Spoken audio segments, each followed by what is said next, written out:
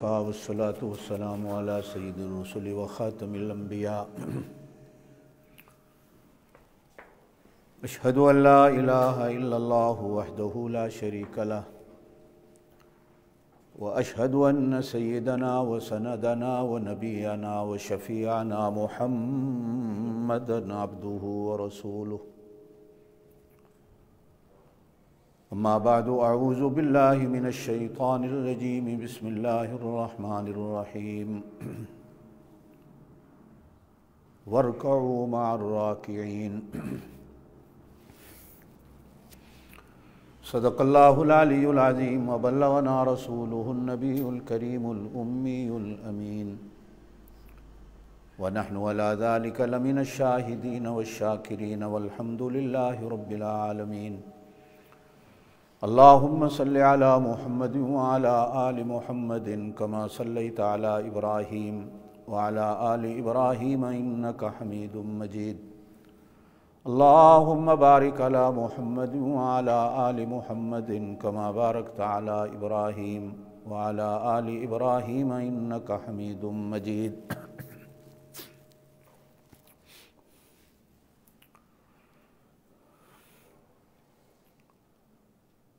नमाज पे बात चल रही थी।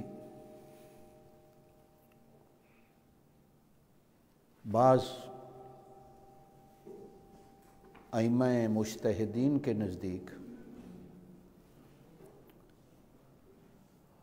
नमाज बाजमात फ़र्ज़ है, यानी नमाज है ही वही नमाज जो बाजमात हो, जो बाजमात नहीं वो नमाज नहीं।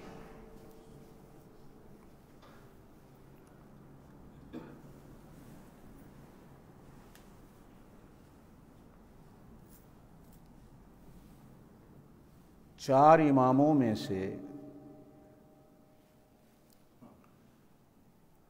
एक इमाम के नज़दीक नमाज है ही वही जो बाजमात है। अगर जमात से नमाज नहीं तो नमाज ही नहीं। एक इमाम साहब के नज़दीक बाजमात नमाज अदा करना वाजिब है।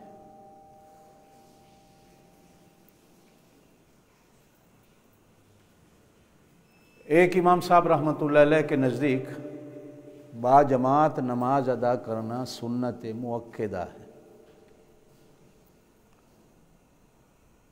आपको याद हो कि सुन्नत की दो किस्में होती हैं, एक सुन्नत मुअक्कदा होती है जो ज़रूरी होती है, एक सुन्नत गैर मुअक्कदा होती है जो गैर ज़रूरी है। गैर ज़रूरी सुन्नत को अदा कर लो तो कर लो, ना करो तो गुनाह नहीं। और गैर मुअक्कदा सुन्नत नफल की तरह होती है।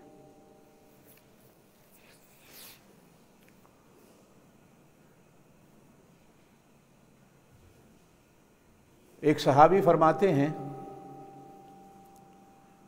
कि आप सल्लल्लाहु अलैहि वसल्लम ने इरशाद फरमाया कि जो बंदा बाजमात नमाज नहीं पढ़ता, ख़तरा है कि कहीं वो मुनाफिक न हो जाए।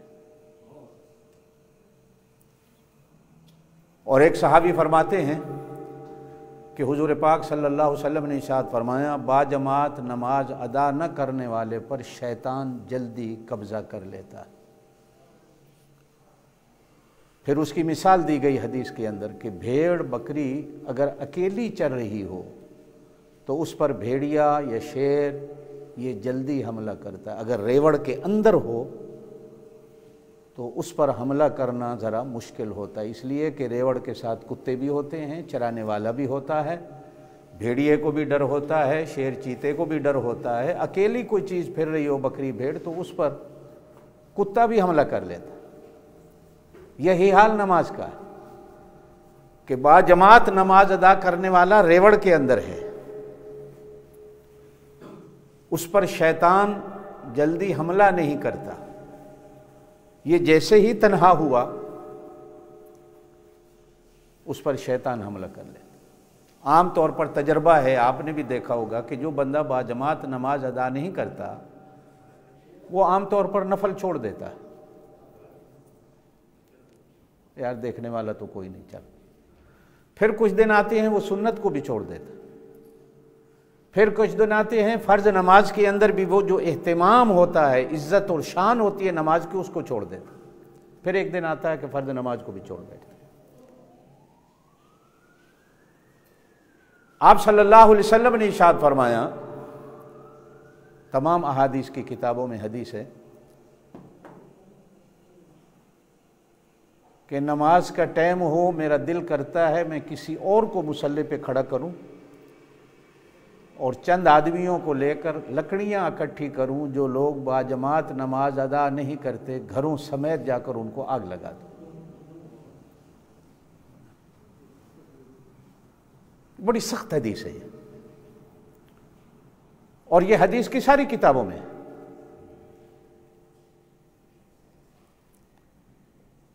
कि आप सल्लल्लाहु अलैहि वसल्लम के यहाँ जमात की नमाज की अहमियत इतनी ज़्यादा है। देखें, ये जो मस्जिद जिसे हम कहते हैं, इसे ये क्यों मस्जिद होती है, इसकी शान क्यों होती है?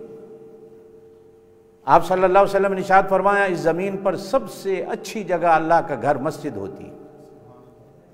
क्यों?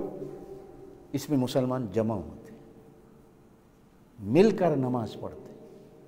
अगर मिलकर नमाज ना पढ़ी जाए तो उसे मस्जिद ही नहीं कहते। और मस्जिद कहते ही उसे हैं कि जिसमें आम इजाजत हो नमाज की, हर बंदा आ सकता हो।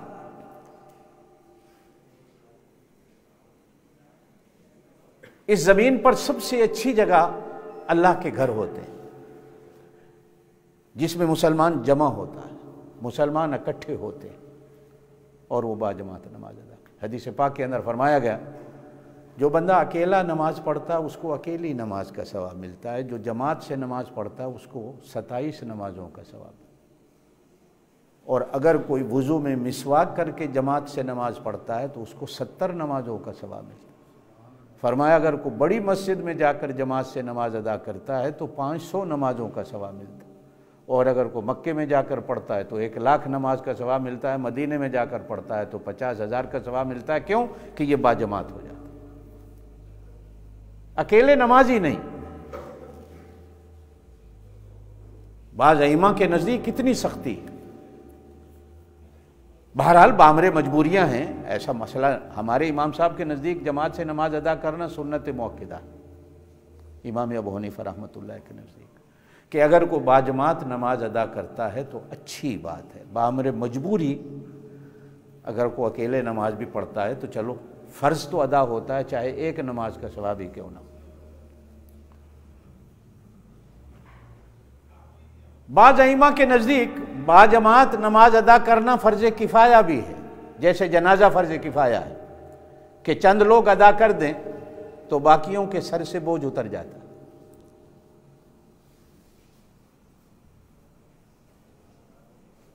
नफल की नमाज नहीं, जमात की शान और एहतिमाम के साथ। हाँ, 2-3 आदमी अगर हों वो नफल को बाजमात अदा कर लें तो कर सकते हैं, 4-5 हो तो फिर नहीं। नफल की जमात नहीं। सलातु तस्बीह नफल है, तहज्जुद नफल है, या आम तौर पर कभी कभी लोग लैलतुल क़द्र को या 15 शाबान को मस्जिदों में नफलों की नमाज बाजमात अदा करते हैं। हदीस पाक से नफल की नमाज को बाजमात अदा करने की इजाज़त नहीं। ये नफल है, इसे नफल ही रहने दो। सुन्नत की नमाज बाजमात नहीं, हालांकि सुन्नत नफल से अफजल है।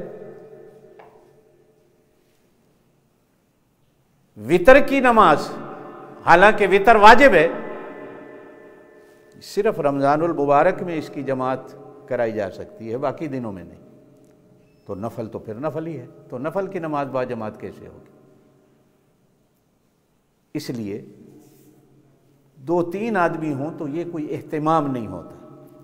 आप किसी की दावत करना चाहें, 1-2 बंदों की करें तो ये दावत नहीं, दावत होती है जब वो 10, 15, 20 आदमी की पार्टी बन जाती है। ये 1-2 बंदों की दावत खाना है तो इसे दावत नहीं कहा जाएगा, इसे पार्टी नहीं कहा जाएगा। पार्टी 3 से ज़्यादा होती है। जुमे की नमाज हो या ईद की नमाज हो, आम तौर पर आप बाजमात कोई भी नमाज पढ़ें तो 2 बंदे भी हों तो बाजमात हो जाती। एक इमाम हो, एक दूसरा बंदा उसके दाईं तरफ खड़े हो जाए। अगर दाईं तरफ जगह नहीं तो बाईं तरफ खड़े हो जाए, बाईं तरफ जगह नहीं इमाम आगे हो जाए, जगह निकाल ले। अगर आगे जाने की भी जगह नहीं तो फिर पीछे, जैसे आज नमाज की आम सफ़े हम करते हैं, इस तरह खड़ा हो सकता है बंदा। लेकिन जुमे की नमाज के लिए 3 आदमी और चौथा इमाम, 4 होना शर्त। ईद की नमाज के लिए भी 3 नमाजी और 1 इमाम होना शर्त। फर्ज नमाज की जमात 2 आदमी भी हो तो हो सकती है, और कोशिश यही होनी चाहिए कि 2 आदमी भी हों तो नमाज को बाजमात फ़र्ज को अदा करें। मस्जिद की शान, मस्जिद की इज़्ज़त, मस्जिद का एहतराम इसी में है कि नमाज बाजमात हो। हदीस पाक के अंदर फरमाया गया, यदुल्लाह अलल जमात, जमात पर अल्लाह का हाथ होता है।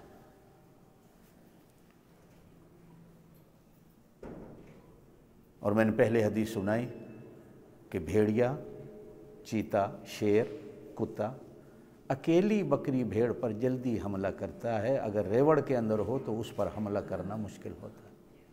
बाजमात जमात एक रेवड़ है, मुसलमान जमा होते हैं, शैतान का हमला करना मुश्किल होता है। अकेले बंदे पर शैतान जल्दी हमला करता है। बाजमात नमाज के अंदर खैर रखी गई है।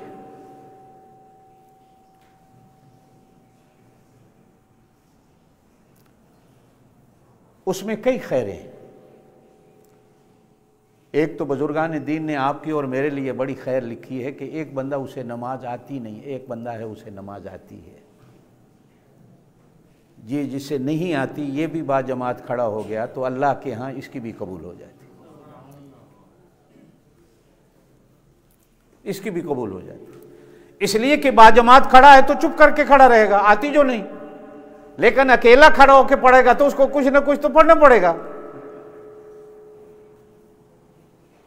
जमात में खड़ा है तो गुंगा होकर खड़ा रहे। यही तो बरकतें हैं इसके अंदर कि एक बंदे को नहीं आता कुछ, वो क्या करे?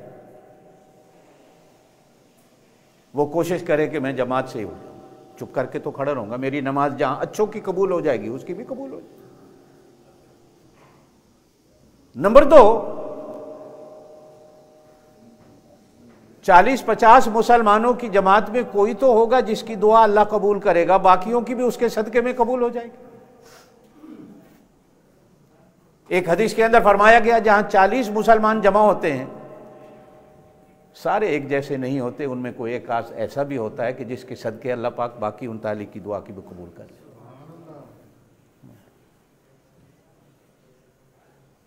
बाकियों की भी कबूल हो जाती।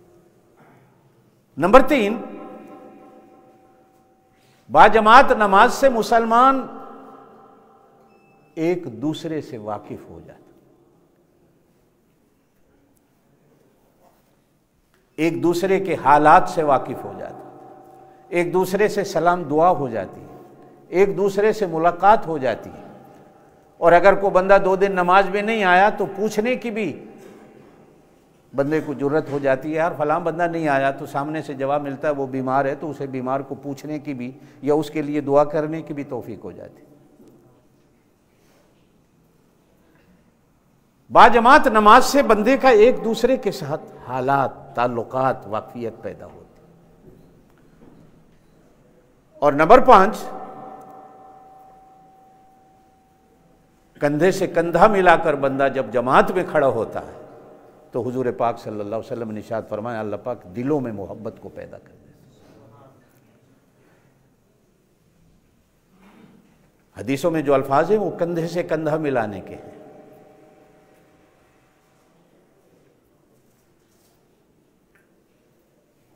तार जुड़ जाती है 2 मुसलमानों की आपस में। और नंबर 6, कोई बड़ा छोटा नहीं रहता। अल्लामा इकबाल मरहूम का एक शेर है, आ गया ऐन लड़ाई में गर वक्त नमाज, किबला रूहो के जमी बोस हुई कौमे हिजाज। एक ही सफ में खड़े हो गए महमूद व अय्याज, ना कोई बंदा रहा ना कोई बंदा नवाज। महमूद बादशाह है, अय्याज उसका गुलाम है। बादशाह भी उसी सफ में खड़ा है और गुलाम भी उसी सफ में खड़ा है। यह हो ही नहीं सकता कि पहली सफ सिर्फ के जी बादशाह अकेला खड़ा होगा, नमाजी नहीं होगी।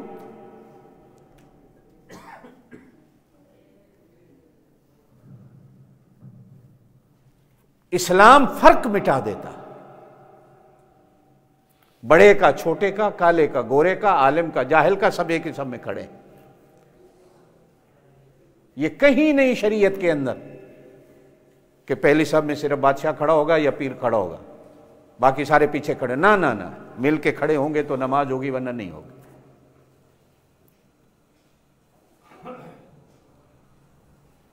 नंबर 7, जब आप और मैं नमाज पढ़ते हैं, इमाम पढ़ाता है, तो कभी लफ्जों पे गौर करें। इय्याका नअबुदु व इय्याका नस्तईन, हम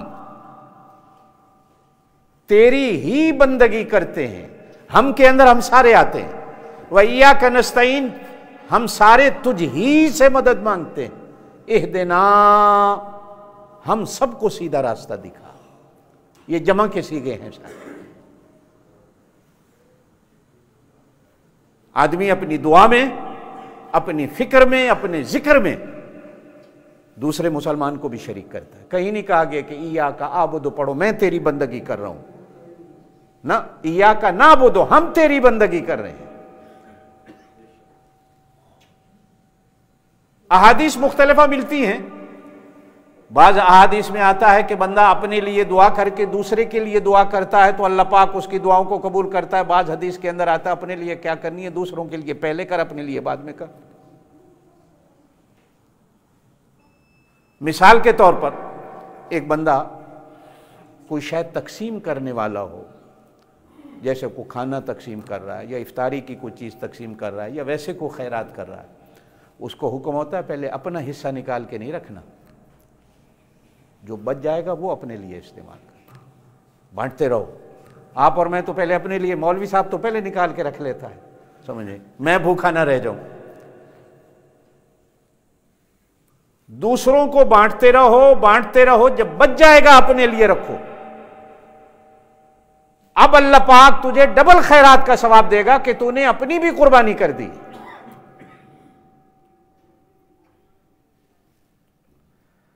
मसलन एक हदीस आती है कि हज़रत फ़ातिमा रज़ी अल्लाह तआला अन्हा के घर के अंदर सबको रोज़ा है। शाम को हज़रत फ़ातिमा रोटी पका रही थी, इतने में कोई मांगने वाला दरवाजे पे आया। तो हज़रत फ़ातिमा ने हज़रत हसन से फरमाया, बेटा ऐसा करो, मेरे हिस्से की रोटी उठा के ले जाओ, मांगने वाले को दे दो। हज़रत अली के कानों में आवाज़ गई तो हज़रत अली ने कहा, फ़ातिमा मैं क्यों सवाब के पीछे रहूं, ऐसा करो मेरे हिस्से की रोटी भी दे दो। अब हज़रत अली के हिस्से की रोटी भी ले ली हज़रत हसन ने। इतने में देखा चूल्हे पे तीसरी रोटी भी तैयार हो गई, तो कहा अम्मा मेरे हिस्से की भी मुझे दे दो, वो भी मैं मांगने वाले को दे दूं। अब हज़रत हसन के हाथ में उनकी रोटी भी आ गई। हदीस के अंदर आता है कि इतने में छोटे से दूसरे हज़रत हुसैन, अभी छोटे थे, 1.5 के, तोतली ज़ुबान में बोले, अम्मा मेरे हिस्से की भी दे दो। अब ये चारों रोटियां मांगने वाला ले गया, अब चारों को रोज़ा है, अपने लिए किसी ने नहीं सोचा। इतने में अल्लाह पाक की तरफ से फरिश्तों को आवाज़ देकर कहा गया कि देखो इस घर वालों ने इतनी बड़ी कुर्बानी कर दी है, जन्नत की नेमतें ले जाओ, इनके घर में छोड़ के आ जाओ। इस्लाम का तो हमें हुक्म ही होता है कि पहले दूसरे की फिक्र करो। नबी करीम अलैहिस्सलातु वस्सलाम को कुरान ने हरीस कहा है। अल्लाह खुद हिर्स करता है, मद्दा मेरे मुझे मानने वाला बन। अल्लाह को हिर्स करने की क्या जरूरत है। नबी करीम अलैहिस्सलातु वस्सलाम हिर्स करते हैं कि लोग कलमा पढ़ने वाले, नमाज पढ़ने वाले बन जाएं, अल्लाह को मानने वाले बन जाएं। ऐसा करें, थोड़ा थोड़ा फासला करके बैठें, चूँकि हालात काफ़ी ख़राब हैं, बीमारी बढ़ती जा रही है, तो दिन ब दिन सख्ती हो रही है। इरादा हमारा भी आज था कि शायद जुमा ना कराएं तो अच्छा है, चूँकि कल भी हमारे साथ एक मामला हुआ, अगले दिन भी एक मदरसे में मामला हो गया, लेकिन बहरहाल ना कराएं तो हमें भी तकलीफ़ होती है, आप हजरात को भी थोड़ा चलें सोचें कि जल्दी जल्दी करा लेते हैं एक आध जुमा। आज हमने सोचा कि पहला जुमा 12:40 पे जमात खड़ी कर दें ताकि जितने साथी आएँ एक जुमा हो जाए जल्दी। दूसरा जुमा जो है वो जितने आ जाएंगे 1 बजे फिर करा दें ताकि जल्दी जल्दी फारिग होते जाएं। कोई आने वाला आ भी जाए तो वक्त से पहले हम फारिग हो जाएं। इसलिए आप साथी थोड़ा थोड़ा फासला करके बैठते रहिएगा। बाजमात नमाज सबसे जो बड़ा फ़ायदा है, आप इन्हें सारे फ़ायदे सुन लिए, सबसे बड़ा फ़ायदा जो है वो ये है कि बंदे को फ़िक्रमंद करती है, बंदा वक्त का पाबंद बनता है। और अल्लाह की शान है, हमारे दीन ने तो हमें वक्त का पाबंद बनाया था। दुनिया में सबसे बड़ी वक्त की नापाबंद कौम जो है वो हमारे यहाँ वक्त कोई नहीं। खाने का टाइम दिया वो हो, शादी ब्याहों में 8 बजे का तो 1 बजे से पहले खाना नहीं लगता। बारात का टाइम 10 बजे का लिखा हुआ हो तो 2 बजे तक हम तैयार ही नहीं होते। कहीं आना जाना हो तो ये तो हमारे यहाँ बल्कि कहते हैं अच्छा जी आप वक्त पे पहले ही आ गए। हैरान हो जाता आदमी, कोई बंदा वक्त पे आ जाए तो वक्त से पहले आ गए। 10 बजे का लिखा था तो जी 12-1 तो बज ही जाएगा। नमाज इंसान को वक्त का पाबंद करती। और हमेशा एक हदीस है, शायद मैंने पहले भी सुनाई थी एक जुमे को, कि वक्त अल्लाह की नेमतों में से बहुत बड़ी नेमत है, इसकी कदर करो। वक्त का नाकदरा आदमी हर चीज की नाकदरी करता है। वक्त जो एक दफा हाथ से निकल जाता है वो दोबारा हाथ नहीं आता।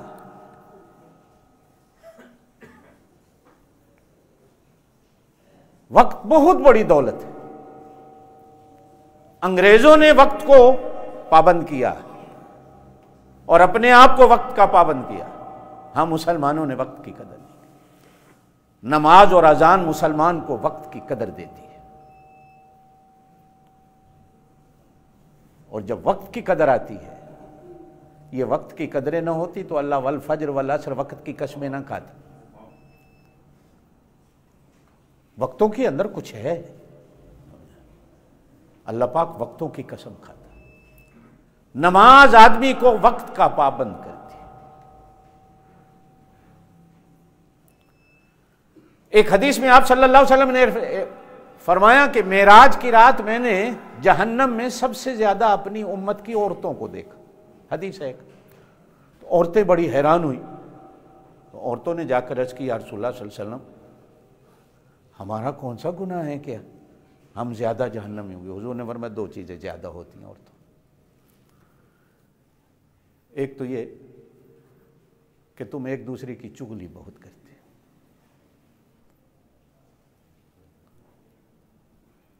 एक लतीफ़ा मशहूर है, दुनिया में मुकाबला हुआ कि सबसे बड़ा झूठ कौन बोलेगा। जो झूठ सबसे बड़ा बोलेगा उसको फलाना इनाम मिलेगा।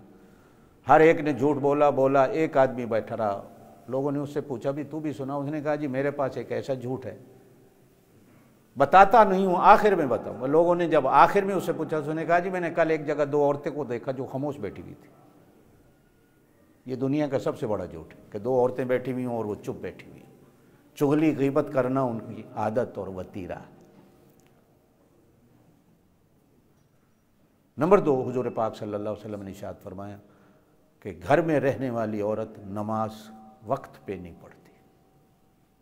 ये आप भी तजर्बा कर ले, मैं भी तजर्बा। कम कर लवा, कर लवा, हुणे पढ़नी है जी, हुणे। वो सास या अम्मा कहती रहेगी पुत्र नमाज पढ़ ले, बा अम्मा हुणे पढ़नी है, मालूम हुआ वक्त चला गया।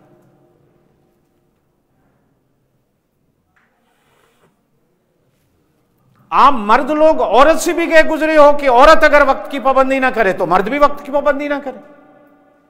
आप सल्लल्लाहु अलैहि वसल्लम ने फरमाया मैंने उनको जहन्नम में ज्यादा देखा है कि उनके यहां वक्त का एहसास नहीं है। अगर मैं और आप मर्द होकर भी वक्त का एहसास ना करें।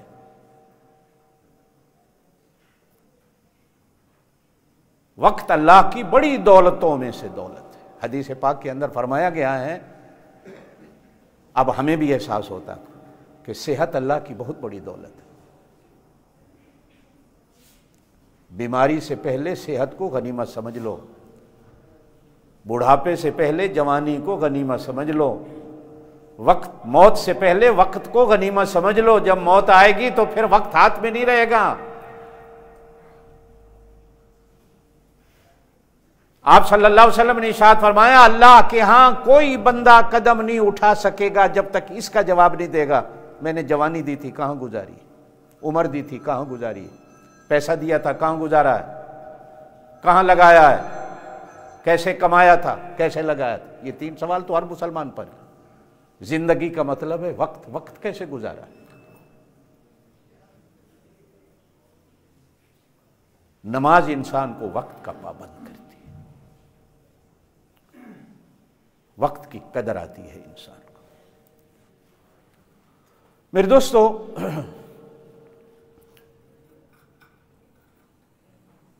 चार अहले सुन्नत वल जमात के इमामों में से फिर मैं आखिरी बात करूं, एक इमाम के नज़दीक बाजमात नमाज अदा करना फ़र्ज़ है।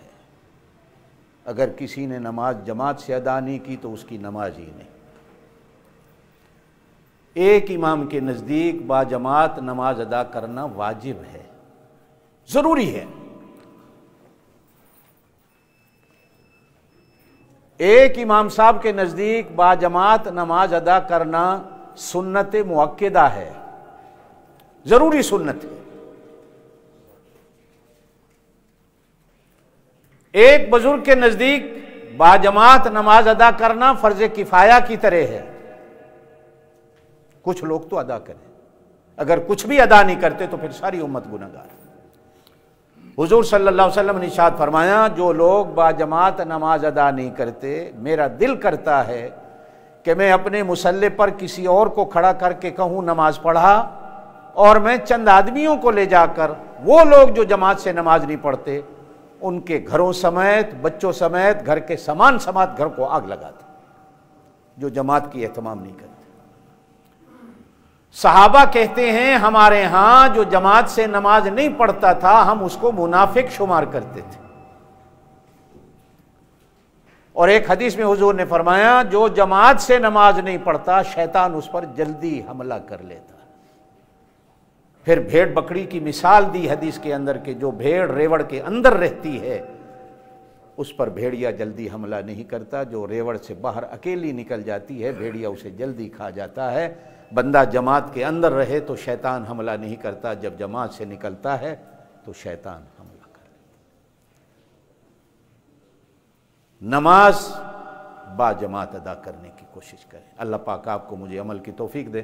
सुबहान रब्बिक रब्बिल इज़्ज़ति अम्मा यसिफून व सलामुन अलल मुरसलीन वल्हम्दुलिल्लाहि रब्बिल आलमीन।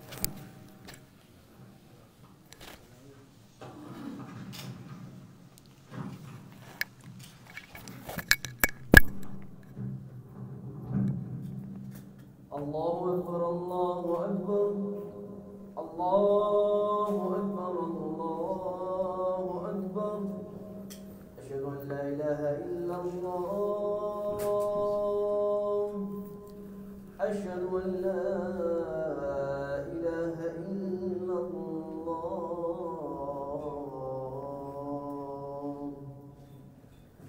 अशहदु अन्ना मुहम्मदर रसूलुल्लाह,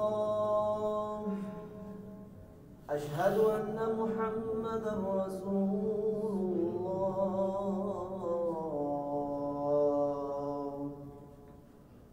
हय्या अलस्सलाह।